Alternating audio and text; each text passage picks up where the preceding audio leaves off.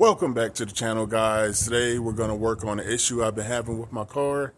It's a video that I'm going to put out that you really don't see hardly any videos on this subject. I've only found one, and it's from a couple of years ago. But today we're going to work on the high pressure power steering line on a 2002 Mercedes CL500.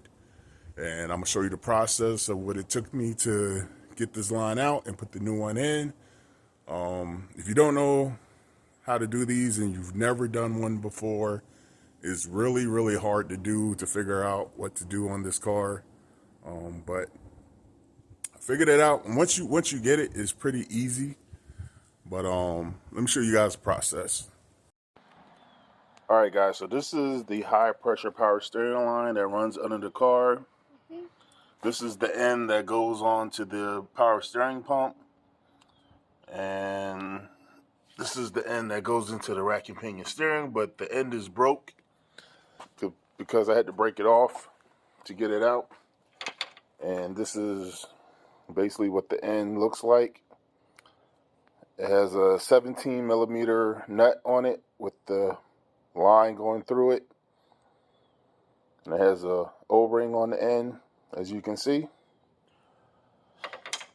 So basically the issue I ran into was that getting this line off, as I was turning the nut on the end, the line started to turn with it and kink on itself. I don't know if you can really see, but it's bent where it's not supposed to be bent. This is supposed to be curved, but it has a flat spot where it started twisting on itself, and it started twisting here as well. So because my car is so old, I had to basically work it back and forth until the line snapped.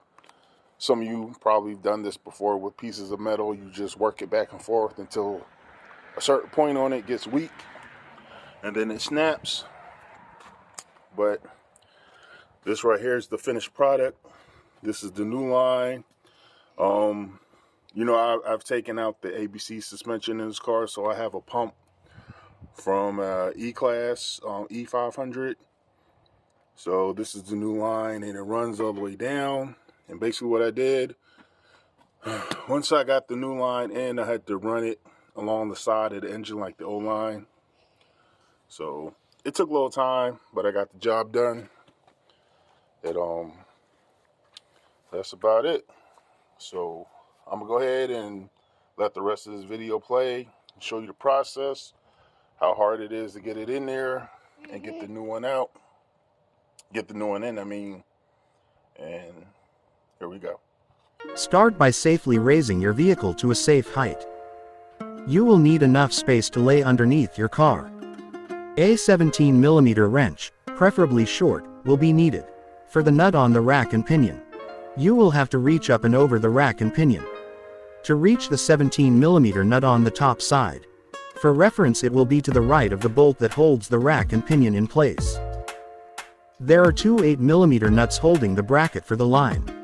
Once you have the nut loose, pull the line out and use a 22mm wrench for the top banjo bolt attached to the power steering pump. Once all lines are loose, pull the lines out from the bottom of the car. Repeat this process in reverse order to reinstall the new line. Alright, so that's pretty much the process of how I got the high pressure power steering line in. Like the video said, you got to, just to recap, you have to raise the car up as high as you can, as safe as you can, to be able to get under there and move around underneath these cars. My car is very low to the ground because I lowered it with the coilovers, so it was a little harder for me. Might not be so hard for you, and plus I'm a big guy, I'm 6'5", so yeah, it's hard to move around under there. But to reinstall the line, I pretty much had to lay on my stomach and reach up and over the rack and pinion to screw the line back in. You want to make sure that you don't cross thread the line when you're putting it back in, because you can cross thread it and that would be no good. So That's one thing to think about when you're reinstalling the line into these cars. Just to be extra careful not to cross thread when you're putting it back in. As far as that goes, I didn't have to empty my system because my line broke, so it emptied on its own. So that's something else that you're gonna have to do to get all of the hydraulic fluid out of your line and be able to find some way to get it out, because I really don't know how to drain the system. Like I said, I didn't have to because my line blew, so it pretty much drained itself. But that's something definitely you're gonna have to do before you start this job, if you have to.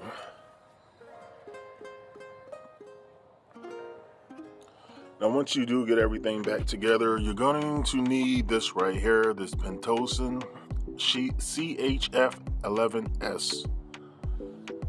Usually most part stores carry it. You can pick it up.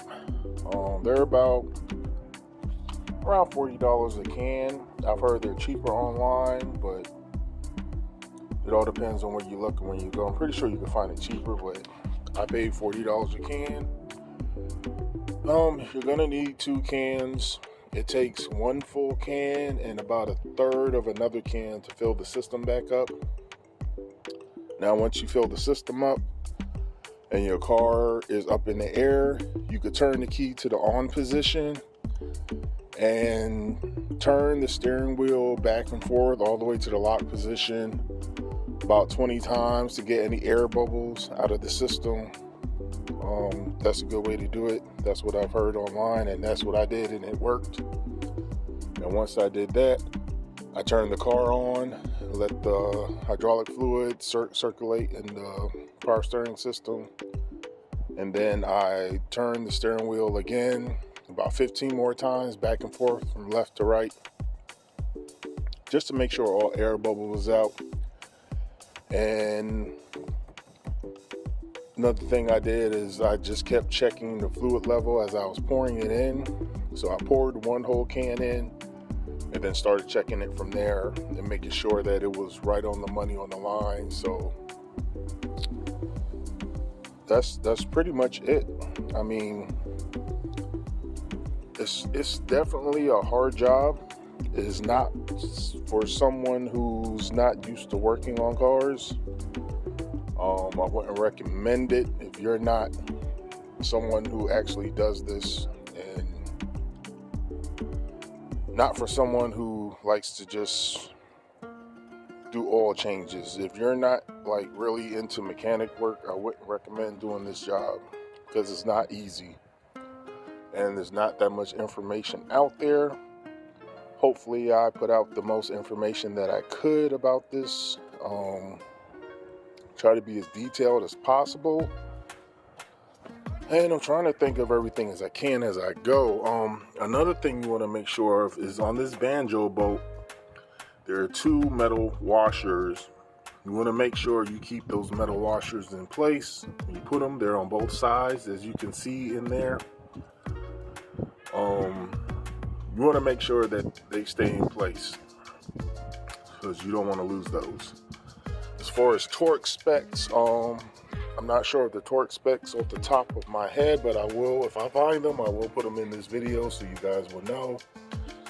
But other than that, that's it for now, guys. I just want to thank you guys for watching. I appreciate the views, and if this is your first time watching my channel, don't forget the like button and subscribe. And until next time, guys, I'll have more projects and more reviews coming soon. And until then, I'm out.